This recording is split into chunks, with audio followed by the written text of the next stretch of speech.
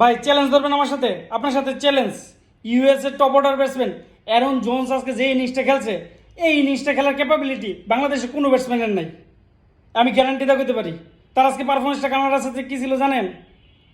40 বলে 94 রান, 4 মারছে 4টা, 6 মারছে গুনে গুনে 10টা 6 মারছে এক ইনিংসে। বাংলাদেশের টোটাল টিমে এক ইনিংসে 10টা 6 মারার ক্যাপাবিলিটি রাখে না।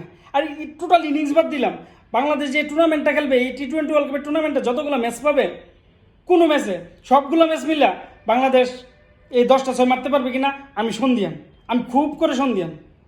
এটা বাংলাদেশের ব্যাটসম্যানদের দ্বারা সম্ভব না। কালকে ভারতের সাথে যা খেলছে 6 মনে 1টা মারছে মাহমুদুল্লাহ রিয়াদ আমার জানা মতে।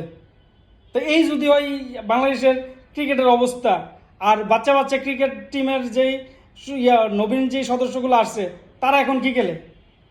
বাংলাদেশের প্রতিপক্ষ কারা জানেন? প্রথম রাউন্ডে শ্রীলঙ্কা, দক্ষিণ আফ্রিকা, আর সাথে এই ইউএসএ আর কানাডা।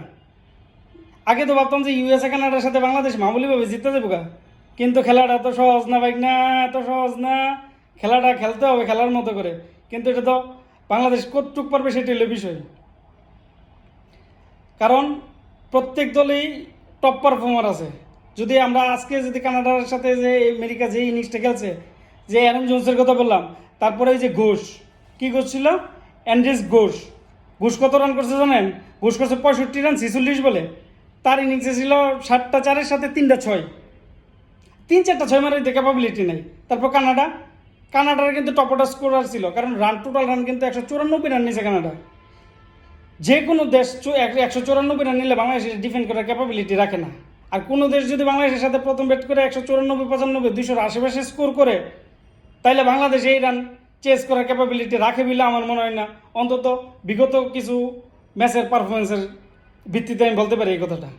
কারণ কানাডার টপ অর্ডার ব্যাটসম্যান থেকে ওই নিখিল যেই রানটা করছে আজকে, 44 বলে করছে 61 রান। তার ইনিংসের 6টা 4-এর সাথে ছিল 3টা 6। তারপরে ছিল যে নিকোলাস কীর্তন 31 বলে 51 রানের একটা জন্মলি ইনিংস খেলে 194 রানের একটা টোটাল দাঁড় করেছে। বাংলাদেশ কি 194 রান হরও করতে পারে? অথচ কানাডা আমেরিকার ম্যাচে 194, 95 স্কোর হইতেছে। তাহলে বিষয়টা কি হালকা করে নেওয়ার মতো যে বাংলাদেশ কানাডা আমেরিকার সাথে তুরি দিয়ে জিততে যাইব?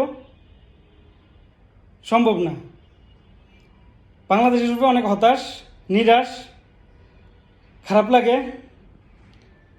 তারপরও বলি, বাংলাদেশ ক্রিকেট আমার ক্রিকেট, আমার প্রাণের স্পন্দন।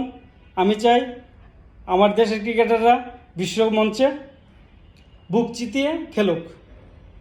কিন্তু নিরাশা থেকে, হতাশা থেকে অনেক কিছু বলি, রাগ ঝাড়ি, কিন্তু দিন শেষে কিন্তু বাংলাদেশ ক্রিকেট আমারই টিম।